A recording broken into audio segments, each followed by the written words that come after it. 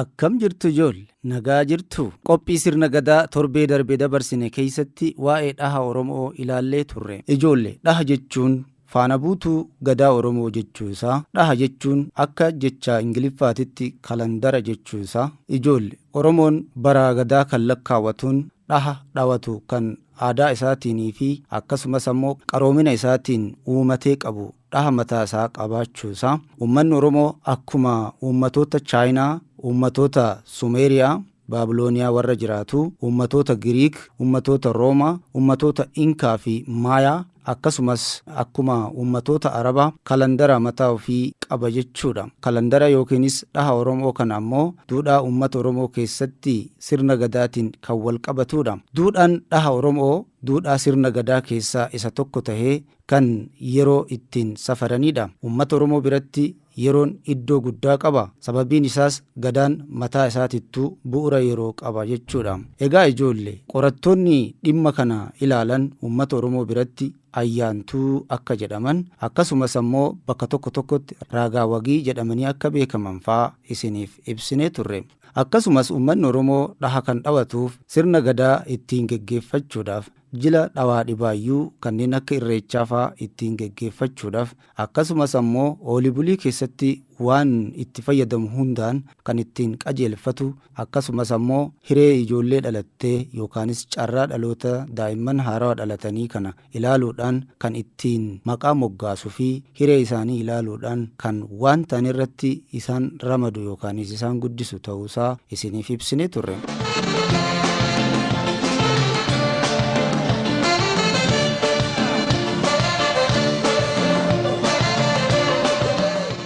Qophii sirna gadaa torbee kanaatiinis kutaa lammaffaa waa'ee dhaha Oromoo isiniif dhiyeessina. Hanga xumura qophii kanaatitti ayatan nu hordofaa.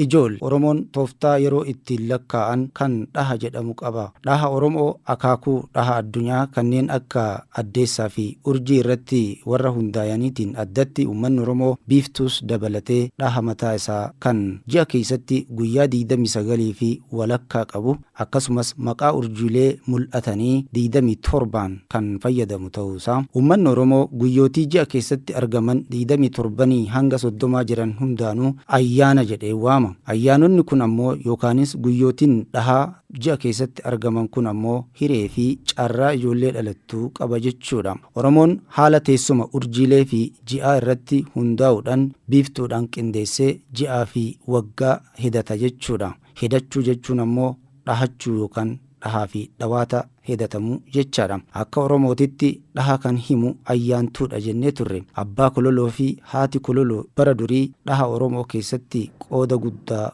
qabu jechaadha. Warri ayyaantuu jedhaman kun ammoo waa beekaa jiruu fi jireenya Oromoo akka geggeessuuf waaqni isaan aangomse ta'uu isaanii seenaatu hima. Waan darbe ni hubatu, ni mil'atu, waan amma jiru ammoo ni argu, waan hegeree yookaan gara fuulduratti dhufu ammoo ni raagu. Haala kanaan hariiroo urjiilee addeessaa yookiin baatitii fi aduudhaas ilaalaniit himu jechuudha. Irra caalatti guyyoonni kan ilaalaman hariiroo urjiileetii fi baatiidhaan murtaa'eeti.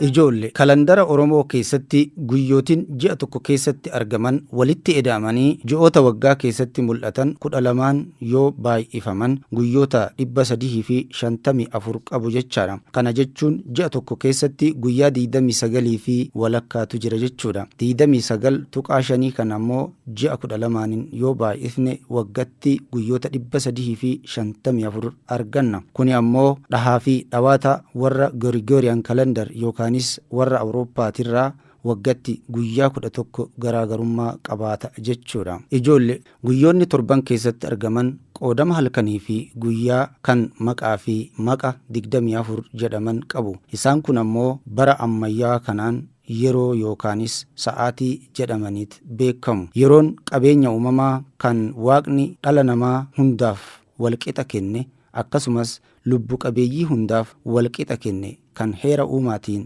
jiru jechaadha. Yeroo namatu itti fayyadama, yeroo dhaabattee naman eegdu. Kanaafuu yeroo itti fayyadamuun heeraa fi sirna gadaa keessatti qooda olaanaa qaba jechuudha. Kanaanis ni abboomamu. Kanaaf guyyaa keessatti yayyabaa 5tu jira. Isaanis ganama, guyyaa, galgala, halkan, qawweetuu jedhamaniit yayyabaan qoodama. Guyyaan tokko sa'aatii 24 qaba jenneerra. Sa'aatii 24 kun ammoo maqaa 5tti yayyabamanii argamu. Kana jechuun ganama, guyyaa, galgala, halkan yookiin halkan qixxee, qawweetuu jedhamaniit maqaa 5 kana yayyabamanii qabu. Isaanis ganama warri jedhaman boruu, diirama, bililliqa yookaan billiqa, orraa, waaree yookaan galawaaree jedhamanii beekamu. Kanaan ammoo yeroo ammaa kanas waaree dura jedhaniitu waamu jechaadha. Ganama sa'aatii 12 walakkaa kaasee hanga sa'aatii 6 walakkaa kan jiru waaree dura jedhanii waamu jechaadha.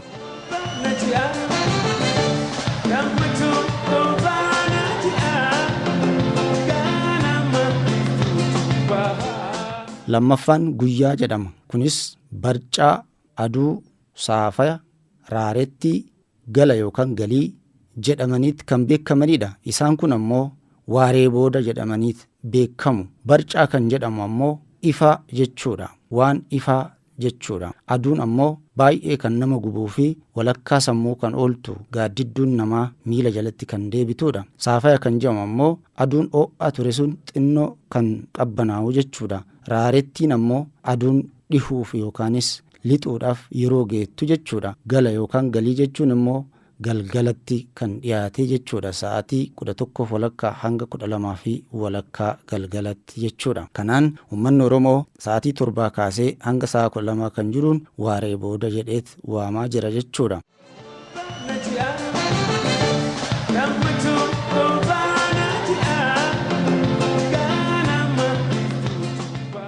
Kan biraa qoodamni yayyaba sadaffaan galgala. Galgala jechuun gallaba, dimimmisa, golgola, waarii jedhamaniiti beekamu. Gallaba jechuun wayita horiin galu naannoo sa'aatii 12 walakkaa kaasee hanga sa'a takkaa kan jiru. Dimimmisa jechuun naannoo sa'aatii 1 hanga 1 walakkaa kan jiru.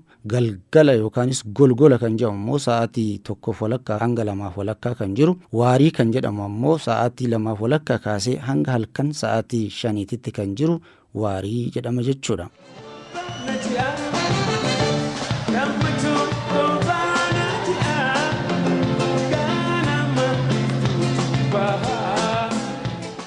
Akkasumattis deemee halkan ka jedhu ammoo ni jira jechuudha. Halkan qixxee jedhamuudhaan qoodama. Qawweetuu kan jedhamu ammoo obboroo, bariisaa, barii, barraaqa, dimimmisa itti waamamni isaanii halkaniif ta'a jechuudha. Barraaqa jechuunis osoo sirritti hin bari'in subii ganama jechuudha. Egaa kaa ijoollee yayyabni maqaa 5 guyyaa tokko keessatti argamu isaan kana jechuudha. Kan biraa akka dhaha uummata Oromootitti guyyoonni hojii uummanni Oromoo ittiin waan oolii bulii isaa gaggeeffatu torban jedhamaniit qoqqoodamu. Guyyootiin torbanii kun ammoo wiixata, kibxata, roobii, kamisa yookiin kamsaa, jimaata yookiin jum'aa yookiin jimee, sanbata yookiin sanbata xiqqaa yookaan sanbata duraa, dilbata yookiin sanbata guddaa yookiin sanbata lamuu jedhamanii kan beekamanidha.